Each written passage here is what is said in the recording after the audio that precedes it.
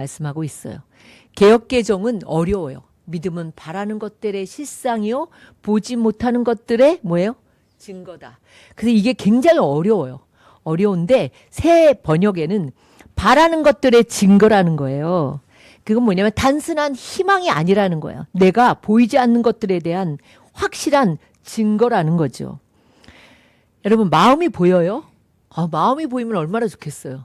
근데 또 나쁠 수도 있어요. 마음이 다 보이면. 영혼이 보입니까? 만져집니까? 육체는 만져지죠, 우리가. 근데 육체도 잠시 잠깐이면 사라집니다. 그래서 이사야 40장 6절에 보면 모든 육체는 풀 같고 육체의 아름다움은 들의 꽃과 같다. 이렇게 이야기합니다. 제가 이렇게 보면 한 권사님이 젊을 때 얼마나 예쁘실까 이런 생각, 참 예쁘셨겠다 그런 생각 하거든요. 나이가 들어도 저렇게 아름다우신데 참 젊을 때는 얼마나 예쁘셨을까. 그러나 육체의 아름다움도 시간이 지나면 들의 꽃과 같다는 거예요. 또 아무리 훌륭한 사람도 이 땅에 영원히 살 수는 없지 않습니까? 인간이기 때문이죠. 우리가 양화진의 선교사의 그 묘지를 가보면은 모두가 훌륭한 사람들이잖아요. 얼마나 그 감동적인 스토리가 있습니까? 근데 그들도 모두가 한 줌의 흙이 되어서 거기에 있는 것이죠. 이 땅에 육체를 입고 살아가는 한 우리는 영원히 살 수 없습니다. 그런데 어때요? 현대인들은 다 모두가 보는 것을 믿어요. 어떻게 보이지 않는 것을 믿냐? 이렇게 말합니다. 그리고 눈에 보이는 대로 살아가고 들리는 대로 그것을 믿고 살아갑니다. 그러나 성경은요, 정반대로 말씀하고 있어요. 우리에게 하나님께서 믿음을 주시면 보는 게 달라져요. 내 안에 믿음이 들어오고 예수님이 들어오면 보는 게 달라지는 거죠. 모든 것을 믿음으로 바라보니까 세상에서는 소망이 없다고 해도 소망이 생기는 거예요. 세상에서는 절망적이라 그래도 오히려 소망이 생기는 거예요. 부모도요, 믿음이 있는 부모는요, 자녀의 가능성을 보게 되는 거예요. 왜냐하면 하나님의 생명이 그 안에 들어가 있다면 달라지게 되어 있는 거거든요. 그래서 이제 추석 명절을 맞이하여 사랑하는 우리 모두 부모님들에게 저를 더불어 저와 함께 모든 부모들이잖아요. 부모로서 우리가 할 일은 자녀를 위해서 잔소리하는 게 아니라 기도의 씨앗을 많이 심어야 되는 거예요. 자녀들의 마음에 하나님의 사랑을 심어주고 믿음을 심어주고 말씀을 심어줄 때 자녀가 결국 잘 되는 거예요. 이 어린아이들 찬이나 선우나 우리 주한이나 서희나 주연이 모두에게 다니엘의 이야기를 해줘야 되는 거예요. 부모가 다니엘 누구지? 어떻게 얘기를 해주겠어요? 다니엘의 이야기를 해주면서 다니엘의 꿈을 심어주고 요셉의 이야기를 들려주면서 요셉의 꿈을 심어주고 다윗 왕의 이야기를 해주면서 주님을 향한 다윗의 그 사랑의 마음을 심어줄 때 자녀가 자라게 되는 것이죠. 여러분, 자녀의 마음속에 어떤 씨앗을 심어주는가가 그 아이의 인생을 좌우하게 되는 거예요. 돈 하는 부모의 자녀는 결국 잘 안 될 수밖에 없어요. 비난하고 시기하고 비교하는 부모 밑에서 자라나면 커서도 어때요? 세상적으로는 성공할 수도 있어요. 그러나 그 인생은 불행합니다. 현실적이고 믿음이 없는 부모들은요, 보이는 것에 자꾸만 투자를 하죠. 그리고 보이는 것으로 자꾸 비교해요. 그런데 하나님은 그렇지 않아요. 하나님의 기르시는 방법은 그렇지 않습니다. 그 사람 속에 가능성을 보는 거예요. 거기에 하나님의 비밀이 있다는 거예요. 형편없는 가정, 정말 절대적으로 쟤는 가능성이 없는 자녀, 소망이 조금도 없어 보이는 그런 사람이라도 그 안에 믿음의 씨앗이 심겨지면 엄청난 결과를 얻게 되는 거예요. 여러분, 이게 믿음이 너무 중요한 거예요. 그래서 어려서부터 아이들을 뭘로 가르치겠어요? 하나님의 말씀으로 가르치고 기도로 가르치고 아이들을 주님의 사랑으로 가르쳐야 되는 것이죠. 두 번째로요, 믿음은요, 1% 아니요, 0.1%, 0.00001%의 가능성을 보는 거예요. 조지 부시 대통령, 아마 아버지 대통령인 것 같아요. 그 행정부 때 백악관에 그 정책 차관보를 지낸 강영우 박사님, 국가장애위원회 정책 차관보를 지낸 강영우 박사님. 그분이 양평에 살았어요. 제가 저의 사는 그 가까운 문옥교회를 어릴 때 아주 불우할 때 거기를 다녔었는데 그분이 교육학을 전공했잖아요. 근데 그분의 자녀 교육은 뭐냐면 두 가지예요. 자신감과 꿈을 심어줬다는 거예요. 그래서 사람에게는 세 가지 영역이 있죠. 지력이 있고 심력이 있고 체력이 있습니다. 보통의 많은 사람들은 교육 그러면 뭐예요? 다 지력을 생각해요. 지식을 심어주고 공부를 잘하고 이런 것, 이게 중요하다고 생각하는데요. 아니에요, 여러분. 정말 중요한 건 뭔지 아세요? 심력이에요. 마음의 힘이에요. 마음, 심력. 마음이 무너지면 아무리 지도자라도 어때요? 그냥 떨어져 죽어요. 마음이 무너지면 아무리 서울대를 들어가면 뭐예요? 옥상에서 떨어져 죽는데요. 그러니까 우리는 이 마음의 심력을 어떻게 길러줄 수 있어요? 믿음이 있어야 심력이 길러지죠. 그러니까 요즘 보면은 다 마음이 무너져갖고 어디가 있냐면 마음 챙김 프로그램 100만 원. 마음 프로그램, 마음 챙김인가? 그래가 그거 다 불교에서 온 거거든요. 마음을 비우고, 마음을 평온케 하고. 그러나 우리 그리스도인들은 이 하나님의 사람들은 교회를 통하여, 공동체를 통하여, 말씀을 통하여 믿음, 은혜를 통하여 믿음의 심력을 길러줘야 세상을 이길 수 있습니다. 오냐오냐 키우면 안 됩니다. 유대인은 그래서 13살까지 인성교육을 시켰대요. 우리나라가 지금 왜 이렇게 힘듭니까? 인성교육이 다 안 하잖아요. 자꾸만 이공 쪽으로만 자꾸만 시키니까 사실 중요한 것이 인성교육이거든요. 그래서 아이들이 실패도 해보게 해야 돼요. 그리고 집에 책이 많대. 유대인들은 책이 많고 기다려줘야 된다는 거죠. 아이들을 막 조급하게 막 하는 게 아니라 기다려주는 교육을 한다는 거죠. 그래서 강영호 박사가 그 책에서 자기가 두 아들이 있는데 첫째 아들을 교육할 때 실패한 것을 들려줍니다. 큰 아들이 초등학교를 들어갔는데 영재 학급에 들어가게 하고 싶었던 거예요.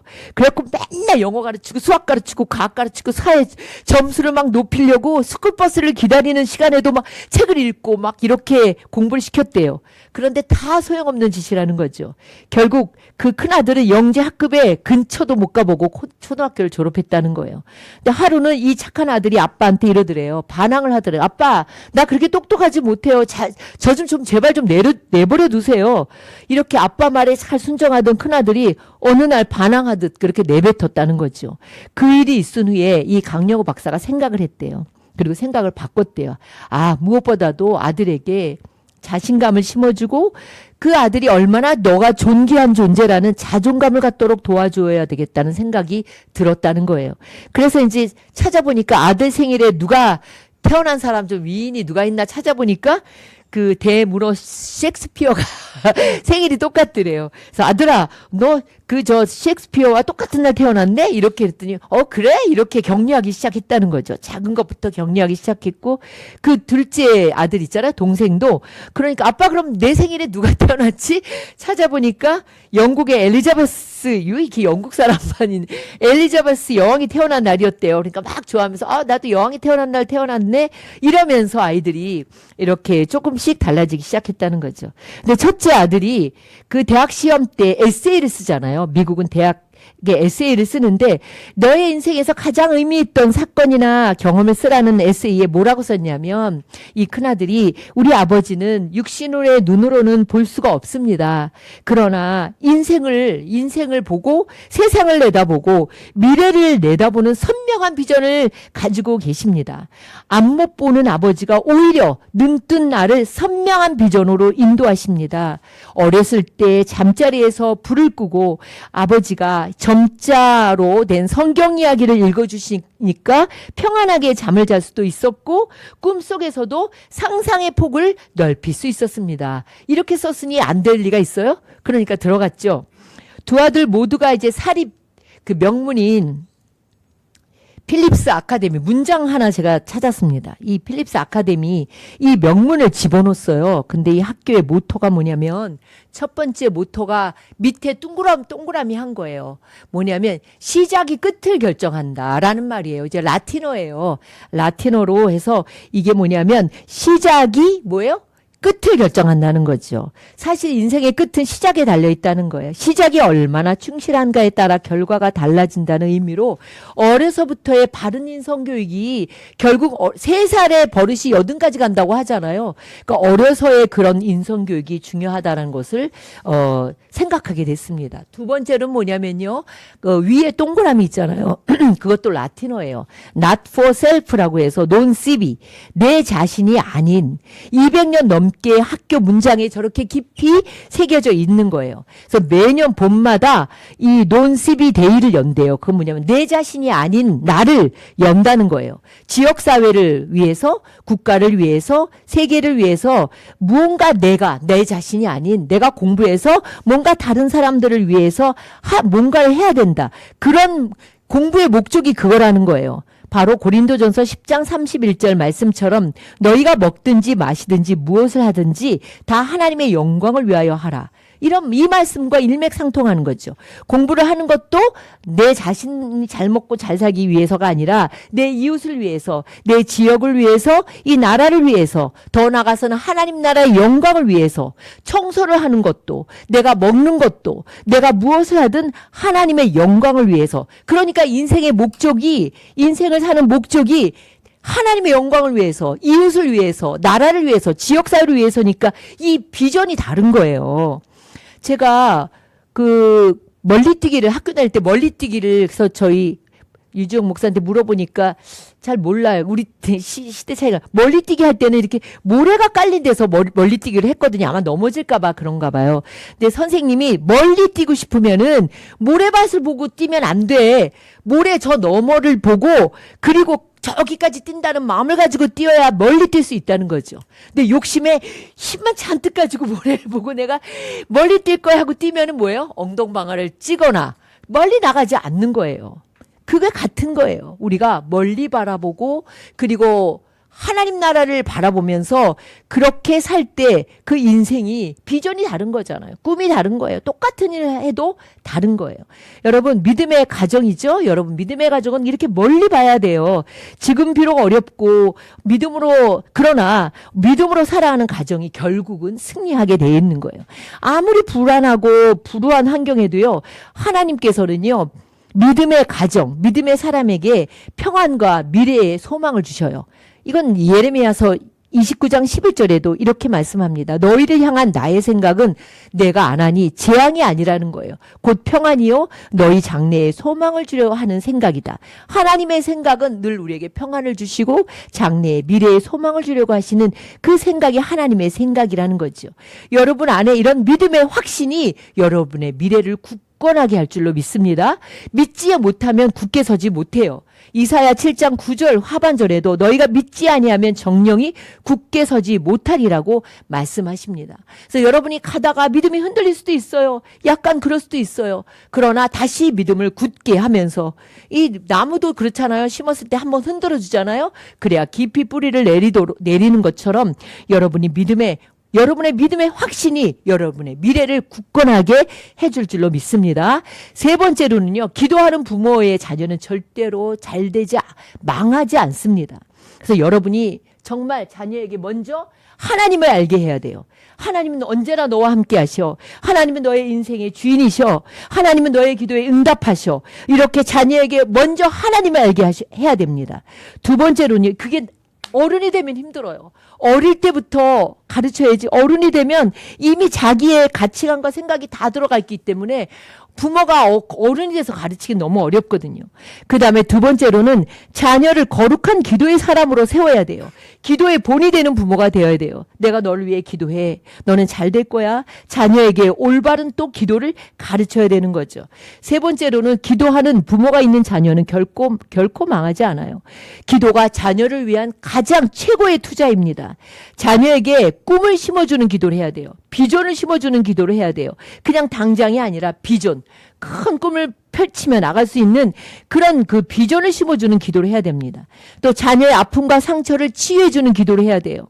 자녀의 거룩한 변화를 위해 기도해야 됩니다. 자녀의 영적 성장을 위해 기도해야 합니다. 자녀의 축복을 위해 지속적으로 기도해야 되는 거예요.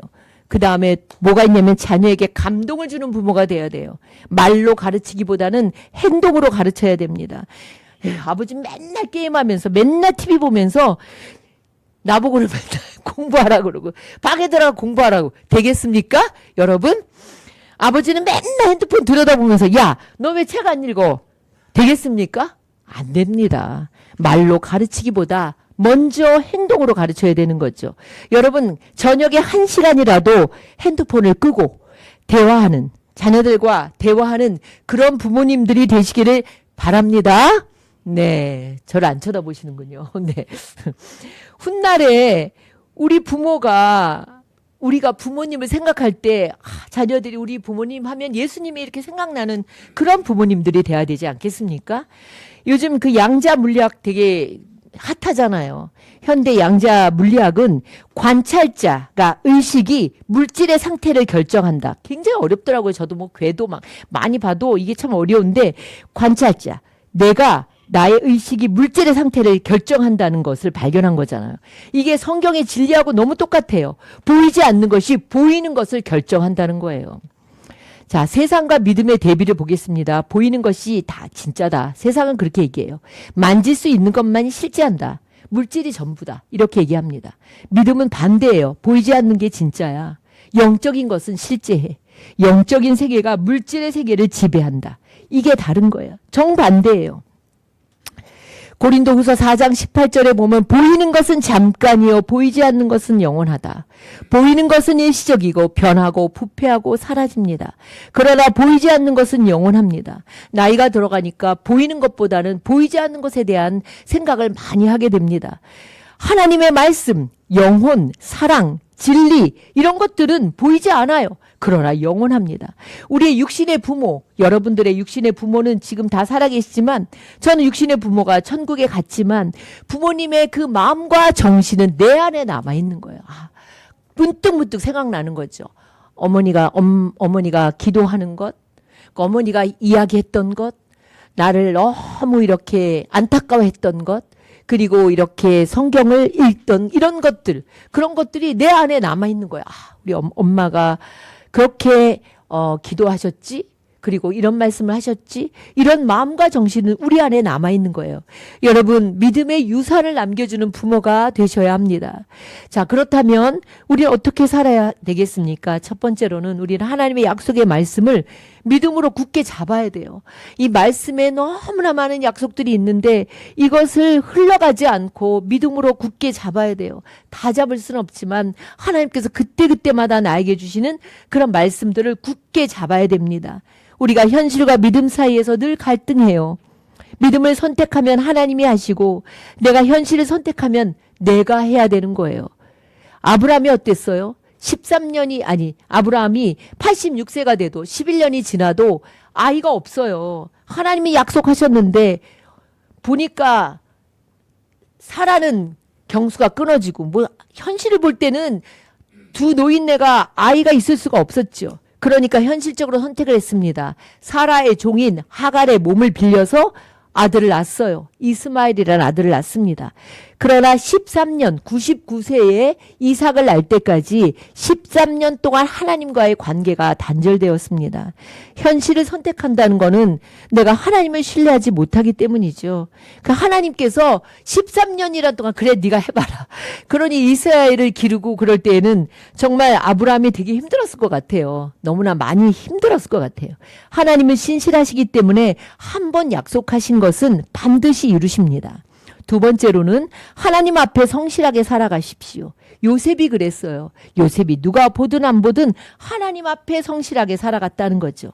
다니엘은 어땠어요? 포로로 잡혀갔지만 다니엘도 하나님 앞에 성실하게 살아갔습니다. 이방 땅에 가서도 전에 행하던 대로 하루에 3번 기도하고 우상의 그 음식은 먹지도 않고 하나님 앞에 살아갈 때 왕들을 두려워하지 않았어요. 세상의 권세를 두려워하지 않았어요. 그러자 자 PPT 한번 볼까요? 네. 요 PPT는 클로드가 그려준 PPT입니다. 자, 보세요. 바벨론과 그리고 메대와 그리고 바사와 세 나라를, 근데 사실 역사적으로 보면 더 많은 왕들을 거쳤다고 합니다. 그러나 이 세 제국이에요. 이 다 큰 제국이잖아요. 그 제국 동안에 느부갓네살 왕 때 잡혀갔고, 벨사살 왕 때 메네메네 대계를 우바르신 이 메세살 왕의 죽음을 받고, 다리오 왕 때 사자굴에 잡혀갔고, 그 다음에 페르시아의 고레스 왕 원년 때 이제 그 이스라엘이 해방됐잖아요. 이렇게 정권이 수차례 정권이 바뀌어도 계속 총리를 할 수 있었던 것은 사람 앞이 아닌 하나님 앞에 성실하게 신실하게 살아갔기 때문입니다. 여러분, 누가 보든 안 보든 하나님 앞에 내 할 일을 하면서 성실하게 살아가는 것 누가 보세요? 주님이 보세요.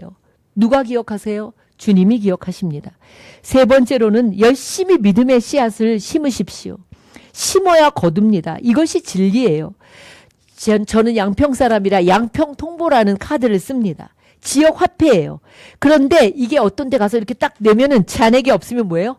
잔액이 없어요. 그리고 사용할 수가 없습니다. 충전이 돼야 사용할 수 있는 거예요. 여러분, 믿음의 씨앗을 뿌려야 거둘 수가 있죠. 믿음의 씨앗을 뿌리지 않으면 거둬야 할 때 카드가 없는 거랑 똑같은 거예요. 여러분, 자녀를 위해 할 수 있는 게 뭐가 있을까요? 기도의 씨앗이잖아요. 눈물로 기도의 씨앗을 뿌리고 축복해주고 비전을 심어주고 사랑을 심어주고 하나님의 나라를 위해서도 여러분 많이 심어야 합니다. 많이 심어야 많이 거둬요.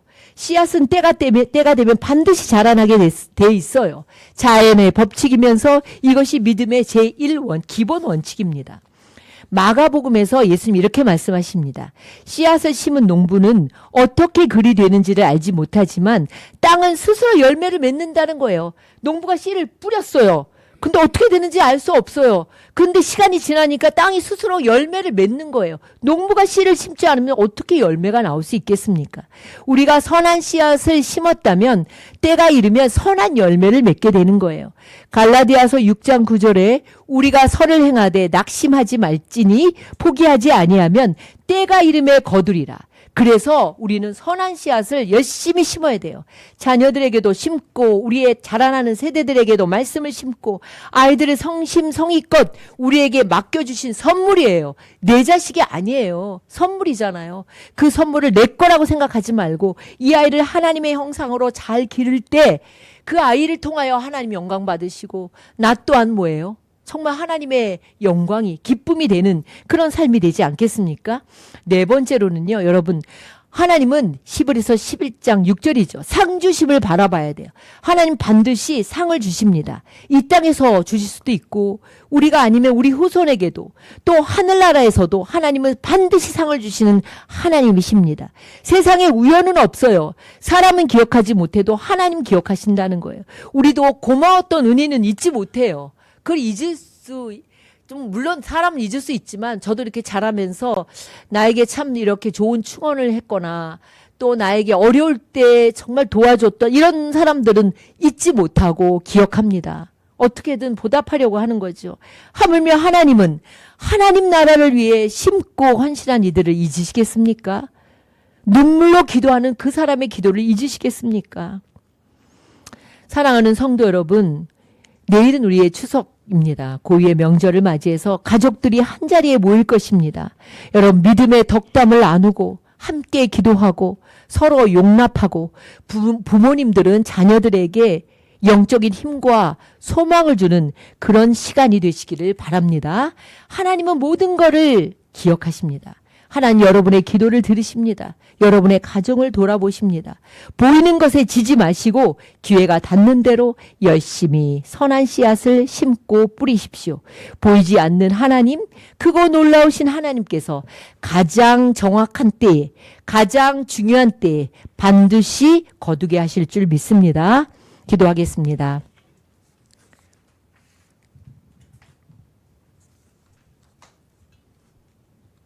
우리의 소망과 힘이 되시는 하나님 아버지, 우리에게 보이는 현실은 그렇게 녹록지 않습니다.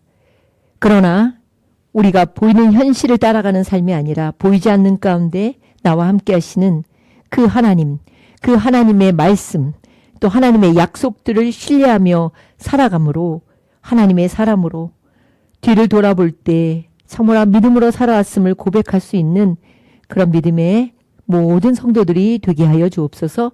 예수님의 이름으로 기도드립니다. 아멘.